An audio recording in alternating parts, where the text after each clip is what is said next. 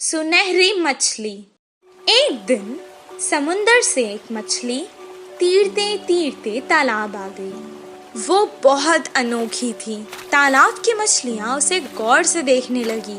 उसी वक्त एक मछुआरा वहाँ तालाब की मछलियाँ पकड़ने आया। तालाब के मछलियों को शिकारी के बारे में पता था। जैसे ही उसने जाल डाला, सारी मछलियाँ तुरंत वहाँ से भाग गई और ये सुनहरी मछली जाल में फंस गई। मछुआरे ने कहा, ये मछली तो कितनी बड़ी है, इसे मैं घर ले जाकर छोटे छोटे टुकड़े कर कर सुखा कर बहुत दिन तक खा सकता हूँ। ओ मछुआरे, मुझे मत मारो, मैं तुम्हारी मदद कर सकती हूँ। मछली की बातें सुनकर, अरे ये मछली तो बात भी कर सकती है, बताओ तुम मेरी क्या मदद कर सकती हो? अभी तो मैं तुम्हें तालाब से निकालकर घर ले जाता हूँ, वरना तो तुम मेरे हाथ से निकल जाओगी। वो मछली को पकड़कर घर को जाने लगा। वो घर पहुँच गया। वो कहने लगा, ए मछली, तुमने तो कहा था कि तुम मेरी मदद करोगी। मुझे बहुत भूख लग रही है, करो मेरी मदद अब। तभी अचानक उसके आगे बहुत सारा खाना प्रकट हुआ।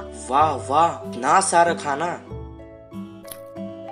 मैं तो तुम्हें यहाँ मारने लाया था, तुमने तो जादू ही कर दिया। इतना सारा खाना मुझे तुमने दिया, अब तो तुम मेरी सबसे अच्छी दोस्त हो। दोनों खुशी खुशी रहने लगे। एक दिन वो बहुत उदास था। मछली ने उसे देखा। क्या हुआ दोस्त, आज तुम बहुत उदास लग रहे हो। अब से तुम्हें मैं कभी नुकसान नहीं पहुँचाऊंगा। मेरी उम्र के बच्चे सभी पाठशाला जाते हैं, मुझे भी पढ़ना पसंद है, पर हर रोज मैं जाल लेकर मछली पकड़ने जाता हूँ। तुम पाठशाला क्यों नहीं जाते? मुझे पढ़ना पसंद है, पर मुझे कुछ याद नहीं रहता, इसीलिए मछली पकड़ने के काम पर लगा दिया। मैं तुम्हें एक उपाय बताऊं? मुझे तुम अपने कान तक ले जाओ। मैं तुम्हें एक मंत्र बताऊंगी, उसे पढ़ने से तुम्हें सब कुछ याद रहेगा और तुम अपनी कक्षा में सबसे अव्वल आओगे। तुम्हारी सब प्रशंसा करेंगे। अच्छा, बताओ। मछली ने उसके कान में एक मंत्र बताया। उसके बाद से जैसे उसने कहा था वैसे ही हुआ। मछली दोस्त, मैं बहुत खुश हूँ।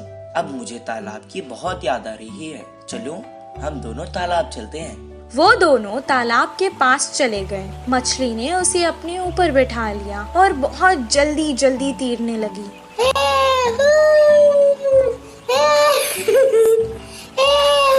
और उसने सारे तालाब की सैर करवाई उसे। सबको देखकर वो बहुत खुश हुआ। जब उसका मन भर गया, वो वापस घर जाने लगा। मछली ने कहा, दोस्त, तुम अकेले ही क्यों जा रहे हो? मुझे भी अपने साथ ले जाओ। मैं जितना खुश पाठशाला में होता हूँ, आज मैंने देख लिया कि तुम उतना ही खुश तालाब में होती हो। मैं तुम्हें तुम्हारी खुशी से दूर नहीं कर सकता, इसीलिए मैं तुम्हें यहाँ छोड़कर जा रहा हूँ। मैं वापस जरूर आऊँगा दोस्त। इस कहानी से हमें ये शिक्षा मिलती है कि जिस काम में हमें खुशी मिलती है वही काम करना चाहिए और जहाँ रहने में खुशी होती है वही रहना चाहिए। कौवे की चालाकी। एक जंगल में दो बड़े बड़े पेड़ पास पास थे। एक पेड़ पे कौवे घोंसला बनाकर रहते हैं तो दूसरे पेड़ पर कबूतर रहते थे। पूरा दिन खाना ढूंढते हुए शिकार के लिए भागते थे। शाम ढलते ही अपने अपने स्थानों पर विश्राम करते थे। कौवे के समूह में एक अति आलसी कौवा रहता था। वो उठना ही देर से उठता था। बाकी सारे खाने के लिए बाहर जाते हैं तो ये कहीं ना जाते हुए पेड़ पे ही आराम से रहता था।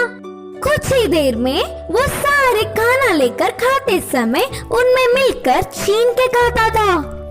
ऐसे उस दिन उनके लाई हुई खाने को समेटकर कौवे एक तरफ और कबूतर एक तरफ समूह में आकर खाते हैं। तो कौवे हर समय झगड़ते हुए अपने अपने बल से आहार लेते थे। कबूतर तो सब मिलजुल कर रहते थे, बिना किसी झंझट के एक सामान बांटकर खाते थे। उन कबूतरों की एकता देख आलसी कौवे ने सोचा कि आहा, उन कबूतरों को तो देखो कितने अच्छे हैं और हमारे देखो कैसे हैं। छी, अगर जन्म लेना ही है तो शेर की तरह लेना चाहिए या फिर कबूतरों की तरह लेना चाहिए। बोलकर बहुत ही उदास हुआ। कुछ देर सोच में पड़ गया और चालाकी से एक चाल चली। कपड़ों को रंग डालने वाले के घर जाकर सफेद रंग में डूब के उठा। उसके बाद अपना आप को शीशे में देखकर उछलने लगा। देखने के लिए कितना सुंदर हूँ, कोई भी मुझे कबूतर ही सोचेगा और कबूतरों के साथ अच्छे से गा सकूंगा। उड़ते हुए जाकर कबूतरों के समूह में मिल गया। धीरे से अच्छे से खा रहा था। खाने के लिए झगड़ा कर रहे कौवे को देख नफरत करने लगा। ऐसे कुछ दिन बाद उस आलसी कौवा बिना कष्ट किए आराम से रहने लगा। एक दिन भूख से बहुत खा गया। गले में खाना अटकने से पानी के लिए रोक नहीं पाया और तुरंत बोल के जोर से चिल्लाने लगा। इससे कौवे की पोल खुल गई और क्या, सारे कबूतर मिलके कौवे को चोट से मारते हुए भगा दिया। अरे बाबा, थोड़ी भी रहम ना खाते हुए चोट से मार रहे हैं। अब फायदा नहीं, मैं मेरे रूप में बदलना ही ठीक है, बोल के सोचकर पानी में डूबा। मजाक ये था कि वो कड़ी रंग होने के कारण वो गया ही नहीं। बिना कुछ समझते हुए अकेला ही रह गया। अब देख देख के भूख ना सह पाते हुए आखिर में कौवे के खाना खाकर उनके समूह के पास चिल्लाते हुए आया। वो कोई अजनबी पक्षी है समझकर सारे कौवे एक होकर उसे भगा दिया। उस आलसी कौवे की चाल विफल होकर उसके लोग भी आने नहीं देने से आखिर में अकेला रह गया।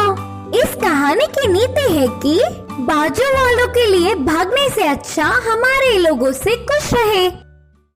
जादुई बिजली। एक गांव में रामू, सोनू और मोनू नामक 3 दोस्त रहा करते थे। रामू एक किसान था।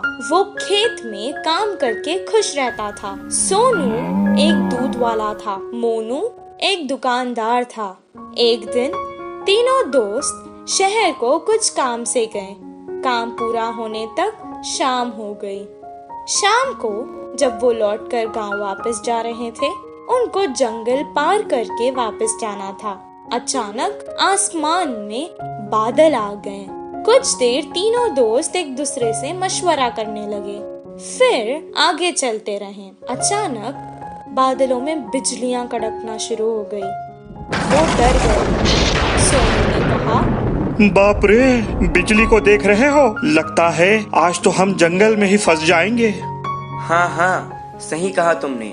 आज तो ऐसे ही लगता है। बहुत रात हो चुकी है, अब हमें आगे नहीं जाना चाहिए। हम जंगल के बीचों बीच है। अब अगर हम आगे जाएंगे तो भी खतरा है, पीछे जाएंगे तो भी खतरा है। इससे बेहतर है हम आगे चले जाएं। इतना कहकर वो बैलगाड़ी आगे चलाने लगा। थोड़ी दूर जाते ही जोरों की बारिश शुरू हो गई। जंगल में बहुत ज्यादा अंधेरा था और ऊपर से तेज बारिश और बिजलियां कड़क रही थी। ये सब देखकर वो डरने लगे। अचानक उनकी बैलगाड़ी के सामने एक बड़ा सा पत्थर आ गिरा। तीनों बैलगाड़ी से उतर गए और एक पेड़ के नीचे रुक गए। मैंने तो पहले ही कहा था वापस चले जाएंगे, सब देखो क्या हो गया। तुमने रामू की बात मानी ना, ऐसे ही होना था। पेड़ के नीचे खड़ के वो बारिश के कम होने का इंतजार करने लगे। आसमान से एक बहुत बड़ी बिजली उनके आगे खड़कने लगी। जंगल में बहुत ज्यादा अंधेरा था और ऊपर से तेज बारिश और बिजलियां भी कड़क रही थी। ये सब देखकर वो डरने लगे। उन्हें समझ आ गया था कि ये सब कुछ किसी दुर्घटना की ओर इशारा है। मुझे लगता है कि भगवान में से हम तीनों में किसी एक को सजा देना चाहता है। अब पता नहीं वो हम तीनों में से कौन है। ऐसा ना हो, मुझे लगता है भगवान हम में से किसी पापी को सजा देना चाहता है। अब पता नहीं वो हम तीनों में से कौन है। ऐसा ना हो किसी एक के कारण हम तीनों को सजा मिले। मैंने आज तक कोई पाप नहीं किया। मैं जाकर उस बिजली के आगे खड़ा हो जाता हूँ। अगर मैं पापी हूँ तो मुझे सजा मिलेगी। जैसा उसने कहा था उसे कुछ नहीं हुआ। वो वापस पेड़ के नीचे आकर खड़ गया। मोनू भी अपने मन में सोचने लगा, उसने तो कभी कोई पाप नहीं किया था। सोनू की तरह वो भी बिजली के आगे खड़ गया, उसे भी कुछ नहीं हुआ। अब रामू की बारी थी। वो सोचने लगा कि बाकी दोनों तो बच गए, अब भगवान को उसे ही सजा देनी होगी। लेकिन उसने भी तो कोई पाप नहीं किया था। वो डरते डरते बिजली के आगे खड़ गया। तभी अचानक बिजली वहां से पेड़ की तरफ चली गई और पेड़ के ऊपर गिर गई। पेड़ जल गया और उसके नीचे खड़े सोनू और मोनू मर गए। रामू को कुछ देर तक समझ ही नहीं आया कि आखिर हो क्या रहा है। दोनों दोस्तों की मौत पर वो बहुत दुखी हुआ और रोने लगा। हे भगवान, ये क्या हो गया? अगर अब मैं इन दोनों के बिना गांव जाऊंगा तो गांव के लोग मुझे ही इनका मौत का जिम्मेदार समझेंगे और मेरी बहुत बेइज्जती होगी। इससे बेहतर है मैं यहीं अपने दोस्तों के साथ मर जाता हूँ। रामू बहुत देर तक रोने लगा और रोते रोते वो भी मर गया। और अचानक एक देवी आकाश से प्रकट हुई और वो रामू की अच्छाई से बहुत खुश हुई, इसलिए उसने तीनों को जीवित कर दिया। रामू, तुम बहुत अच्छे हो इंसान। रामू, तुम बहुत अच्छे इंसान हो। तुमने कभी कोई पाप नहीं किया है। और तुम्हारे ये दोस्त सोनू, ये जो दूध बेचता था उसमें पानी मिलाया करता था और दूध को बहुत महंगे दाम पर बेचता था। तुम्हारा ये दोस्त मोनू, ये जो व्यापार करता था, ये दुकान के सामान में मिलावट करता था और बहुत महंगे दाम पर बेचता था। तुम ही बताओ, क्या ये पाप नहीं? पर तुम बहुत अच्छे हो, सबकी मदद करते हो। तुमने ऐसे पापियों के लिए अपनी जान दे दी। मुझे अच्छा लगा। अब मैंने खुश होकर तुम तीनों को जीवित कर दिया है। सोनू, मोनू, तुम्हारी जिंदगी का कारण आज रामू है। अपने पाप छोड़ दो और अच्छे इंसान बन जाओ। सोनू मोनू ने अपनी गलती का पश्चाताप किया और अपने आप से वादा कर लिया कि अब वो कोई पाप नहीं करेंगे। और रामू जैसा अच्छा दोस्त पाकर वो बहुत खुश हुए। तीनों बैलगाड़ी में बैठकर वापस गांव आ गए। अगले ही दिन से वो अपने अपने काम पर लग गए। सोनू अब दूध में पानी बहुत कम मिलाता था और मोनू सही दाम पर सही तोलकर बिना मिलावट वाला सामान बेचता था। इस कहानी से हमें ये शिक्षा मिलती है कि अगर हम अच्छा करेंगे तो हमारे साथ अच्छा ही होगा।